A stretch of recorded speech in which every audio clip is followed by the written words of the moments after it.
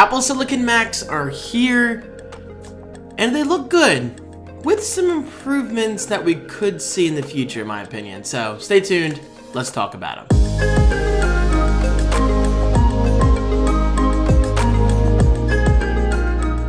Hello everybody, how are you today? My name is David Franco. Today is November 10th. It is 2:02 p.m. as of this recording.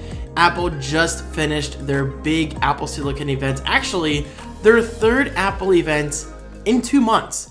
That's amazing if you think about it. I mean, we've had 3 major Apple events, and I couldn't think of a better event to close out 2020 than to reveal like a brand new lineup of Apple Silicon powered Macs, because let's face it guys, this is a huge deal. This is a huge deal. The whole PowerPC to Intel transition was huge, but Intel to Apple Silicon is even huger. More huge. Seriously, it's a big deal, and the Mac is just going to get even better, because clearly the biggest focus today was better performance and less power usage. In other words, better battery life. Okay, let's zoom out. As you can see, I have my notes on the left, which you will see me reference now and then. And of course, on the right here, we have apple.com, because like my last video, when I talked about Apple's event, I'm just going to go through things in real time. I have not looked at the product pages at all today, I promise. So these are my first real impressions. Now, of course, I saw all the important stuff already in the Apple event itself, but I have not looked at the website. And as you know, the website often shows things that they don't have time to talk about in the events, keynotes, etc., etc. So first of all, let's focus over here on my notes regarding the M1 CPU. This is the first official Apple Silicon chip we've ever seen. And like I said, it's a big deal. It's an all-in-one 5nm chip, 8-core chip design. So all the nitty-gritty, it's going to give you high bandwidth, low latency. It's the world's fastest CPU core. It does have an 8-core integrated GPU. Now, for a minute, I just want to say this. Back in the day, when we had these Intel Core 2 Duo Max and all that stuff, basically when we transitioned from PowerPC to Intel, it was not uncommon to use integrated graphics on things like the MacBook and even the MacBook Pro here and there. And honestly, it was a turnoff. It used to be a turnoff for me years ago, and it kind of is nowadays as well. I mean, I like using a dedicated GPU when I can anyway, especially on a desktop. I mean, why wouldn't you use a dedicated GPU on a desktop? Besides the Mac Mini, but that's a whole other story because it's just so freaking tiny. Anyway, the M1 chip has an 8-core integrated GPU, and Apple promises this is going to give you insane performance, not only from a rendering perspective, but even gaming. And I'm actually very, very interested to see what kind of performance these integrated GPUs can pull off, because if it's good enough, then I might get the MacBook Air. Yes, the first official Mac with Apple Silicon. So let's go to apple.com and check it out. So let me see, here we go. MacBook Air, our thinnest, lightest notebook, supercharged by the M1 chip, a powerful Apple CPU, next level graphics, there it is, a silent, fanless design. That's what I wanted out of Apple Silicon. I just talked about this last week. We're getting a fanless design, which is great, and with up to 18 hours of battery life. So pretty cool. All right, so let's click Learn More, and let's just go over things. As you can see, this is pretty much going to mirror my notes. We have 3.5 faster CPU, 5 times faster graphics. And of course, I have to mention this because Apple likes bragging. Apple did say that the MacBook Air is faster than 98% of the PC laptops sold in the last year. That's a very interesting stat if you truly think about it. 98% of Windows laptops, Apple claims the MacBook Air is faster than those laptops. That's huge, guys. That is huge. We have a 2 times faster SSD, fanless design, up to 18 hours of video playback. That's a lot for something so thin and something that doesn't need a fan to cool itself and all that stuff. And of course, this is the longest battery life ever in a MacBook Air, and it starts at $999, which I think is fair. It would have been nice to see $899 or $799, but that's kind of pushing it. But of course, I do want to mention this. If you're getting this for education purposes, then yes, you can actually get it for $899. So that's not bad. Okay, so let's look at the website here. Small chip, giant leap. Typical marketing terms from Apple. But hey, I mean, guys, the fact that this is an all-in-one chip, I mean, if you watch the event, then you'll probably understand like how big of a deal this is. They're basically taking multiple components of previous MacBook Air designs, right? And integrating all those components, like 6, 7, 8 parts, into one 8 nanometer chip. 5 nanometer chip, 8 core design. That's huge. That's a huge deal. Okay, so let's see here, 8 core CPU.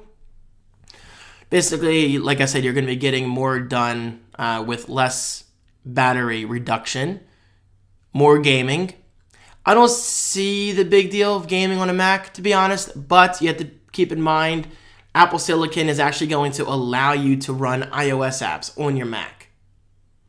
That's really cool, because I was just talking about this last night on my Twitch stream. I'm kind of an investor, like I'm new to Robinhood, and I've made some money, I've lost some money here and there. So basically, it's important to me. I'm obsessed with the stock market lately. That's kind of like my new biggest thing right now. And I hate the fact that Robinhood does not have a desktop app. So imagine the convenience. Like if you don't have a desktop app for one of your favorite apps, you can just launch it via iOS on your desktop. That's huge. That's huge. Now, of course, I can't do that on here.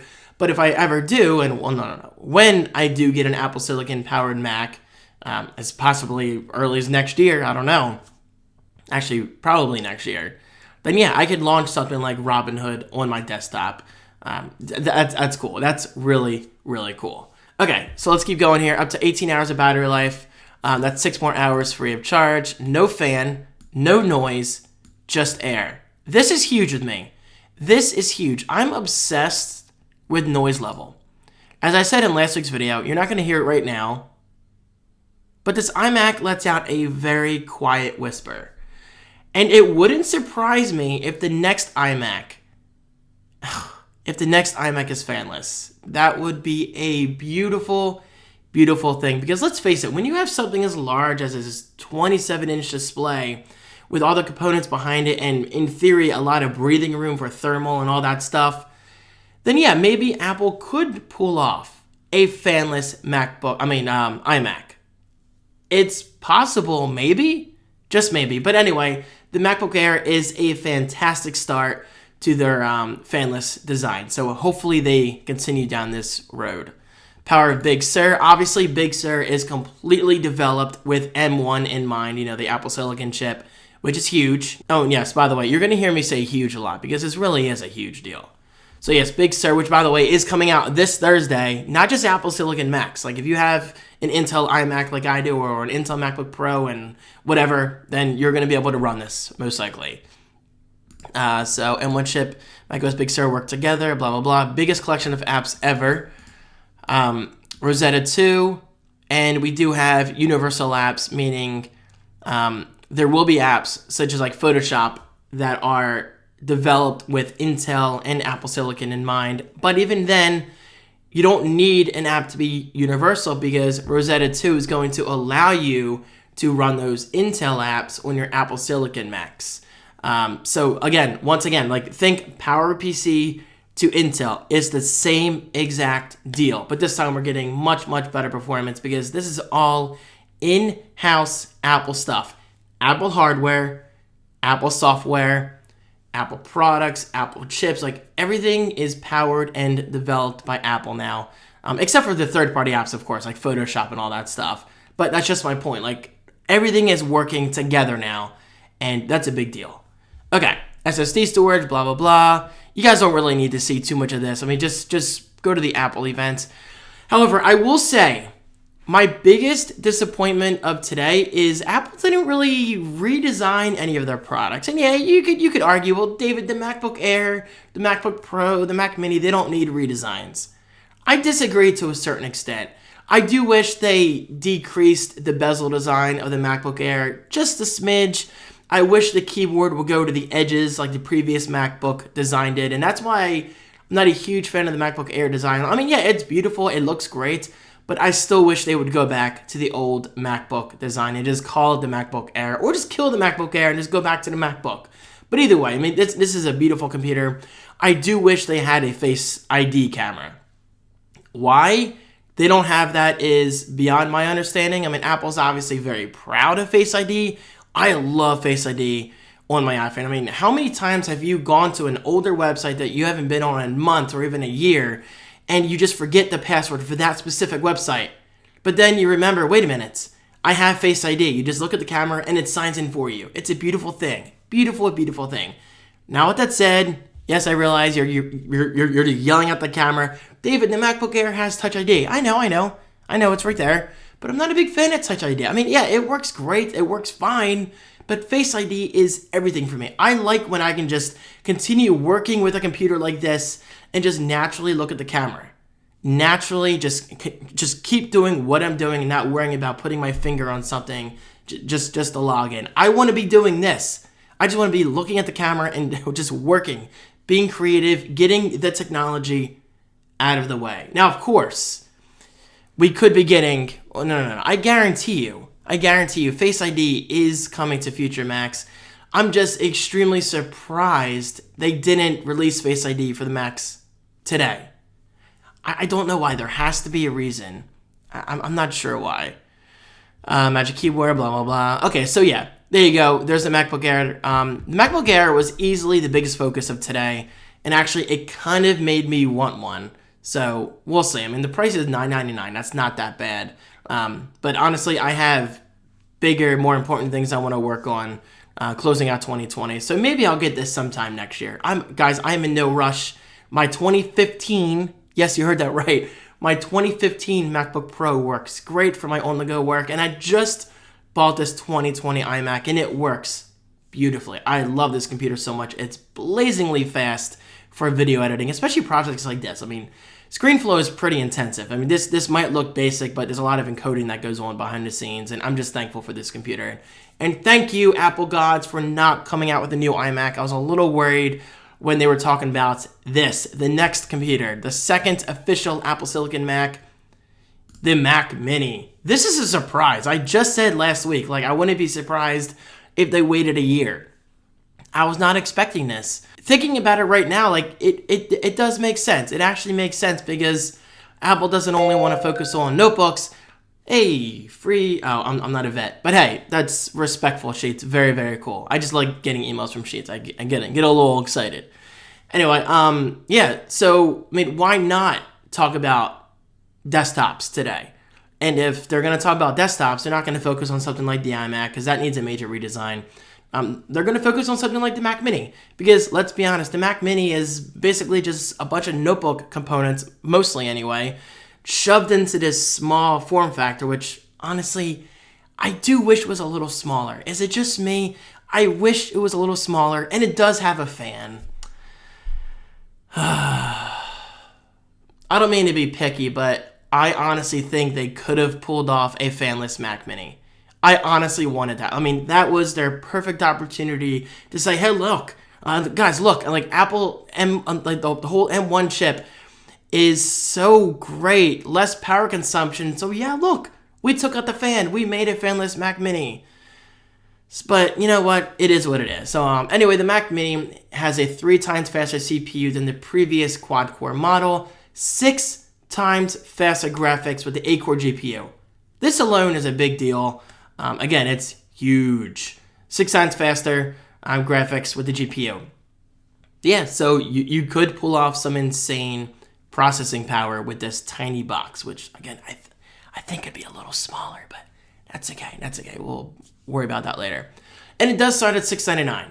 Maybe I'm being too needy here, but I do wish Apple would go back to the $499 Mac Mini. Wouldn't that be amazing? I would love a $499 Mac Mini. Honestly, I'd probably buy one today if they came out with a $499 Mac Mini. Okay, maybe realistically not today because I have to pay off this iMac, and I will be any day now, hopefully. But yeah, I don't know. I just really want a $499 Mac Mini. But hey, the Mac Mini, it got some love. Oh, it doesn't have much I/O. Let me see if it shows the back. Oh, here we go. So we have 2 Thunderbolt 4s. I'm sorry. Wait, do they really?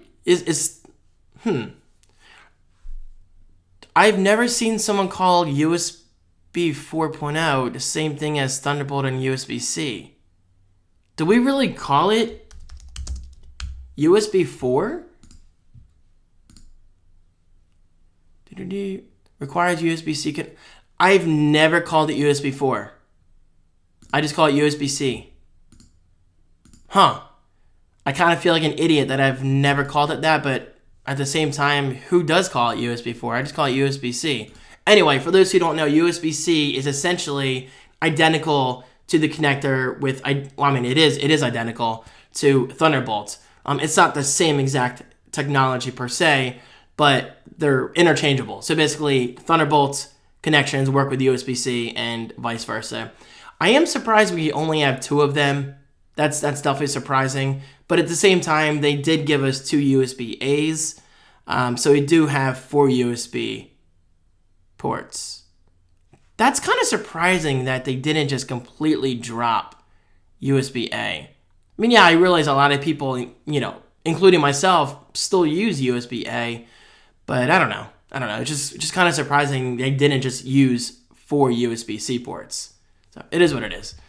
Anyway, I'm not trying to complain. I'm just saying, like, I wish Apple would have put a little more effort into the product design, considering how big of a deal Apple Silicon is. But then again, maybe they wanted to see what they could pull off with the current form factors, and with next year's refresh of the next line of Macs, like the iMac, for instance, we will see smaller products with even better thermal management and all that stuff, and hopefully fanless design. So, but hey, the Mac Mini got some attention, and that was definitely a pleasant surprise.